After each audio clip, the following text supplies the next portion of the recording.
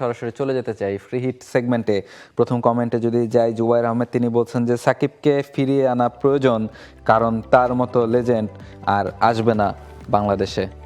এটা আগের শোতে রাহুল রায় আপনিও বলেছেন, নিয়ে আসেন নিয়ে আসেন, আমার ক্ষমতা থাকলে আনতাম। আচ্ছা ওকে।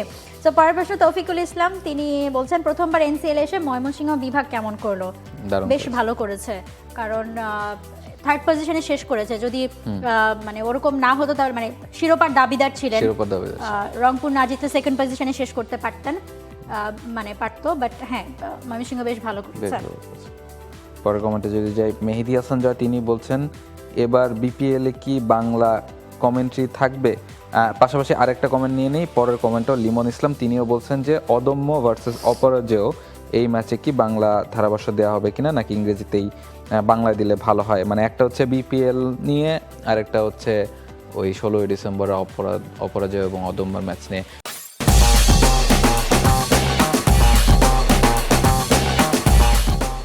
বিপিএল এ বাংলা কমেন্ট্রি খুব সম্ভবত থাকছে, কারণ গতবার বাংলা কমেন্ট্রির পর যেভাবে মানুষজন সাড়া দিয়েছিলেন, এবং নাবিল কায়সার ভাই, মঞ্জুর ভাই আমাদের এখান থেকে করেছিলেন, এছাড়া আরও যারা করেছিলেন, সামি ভাই করেছিল, পারভেজ ভাই করেছিল, ওনাদের কমেন্ট্রি প্রত্যেকেই আসলে পছন্দ করেছে। এবং গত বিপিএল এর সবচেয়ে আলোচিত বিষয় ছিল বাংলা কমেন্ট্রি, সবাই খুব উপভোগ করেছে। এবং অনেকে এটাও ইভেন বোর্ড থেকেও বা অনেকে এটাও দাবি করেছে যে টিভিতেও যদি বাংলা কমেন্ট্রি, যেহেতু একটাই চ্যানেল, ফলে আপাতত টিভিতে দেখানোটা হয়তো বা মুশকিল, বাট হয়তো বা ডিজিটাল প্ল্যাটফর্মগুলোতে আপনারা বাংলা কমেন্ট্রি দেখতে চাইবেন। এবং 16 তারিখের ম্যাচটাতে আমার মনে হয় যে অদম্য অপরাজয়ের ম্যাচটা, এটা তো টি স্পোর্টসে দেখা যাবেই, তবে বাংলা কমেন্ট্রি তো হওয়া উচিত, তাই না?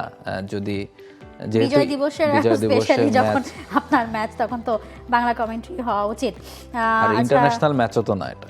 হ্যাঁ হ্যাঁ সেটাই, যদিও টি20 স্ট্যাটাসের চেষ্টা করছিল বিসিবি এটার। ওকে, রিয়াদ হাসান তিনি বলছেন আপনাদের এবার মানে আপনাদের মতে এবার বিপিএল এর সেরা দল কোনটা, কে শক্তিতে এগিয়ে একটু হলেও? ড্রাফট থেকে যেদিন হচ্ছে, মানে ড্রাফট না, যেদিন আসলে অকশন হলো এরপর থেকে কিন্তু রাজশাহী ওয়ারিয়র্স নিয়ে সবচেয়ে বেশি কথা হয়েছে, যে সবচেয়ে বেশি ব্যালেন্স এবং মানে পড়াশোনা করে ক্যালকুলেটিভ ওয়েতে টিম গড়েছে রাজশাহী ওয়ারিয়র্স।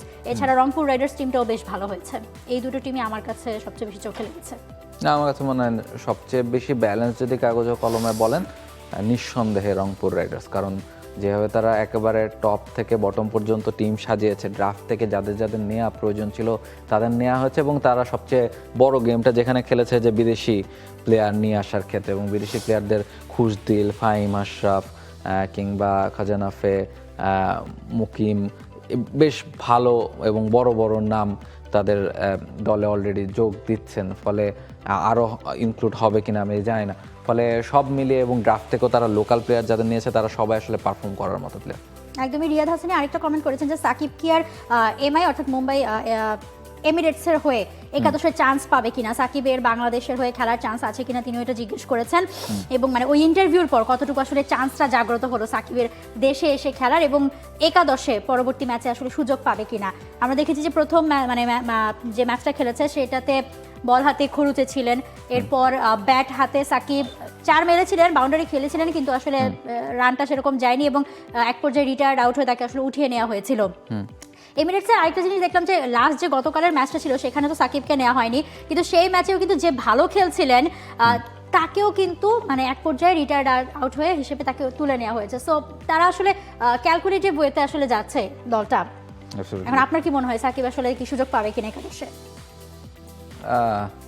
মানে মুশকিল, টাফ কল আমার কাছে মনে হয়।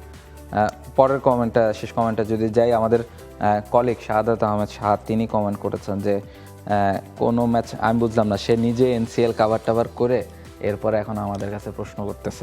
আচ্ছা যাই হোক, প্রশ্ন যখন করছেই, কোনো ম্যাচে না হেরেও রানার্স আপ হলো সিলেট। আর ঠিক আছে, আসলে শেষ দিনে নিশ্চিত হলো রংপুরের চ্যাম্পিয়নশিপ।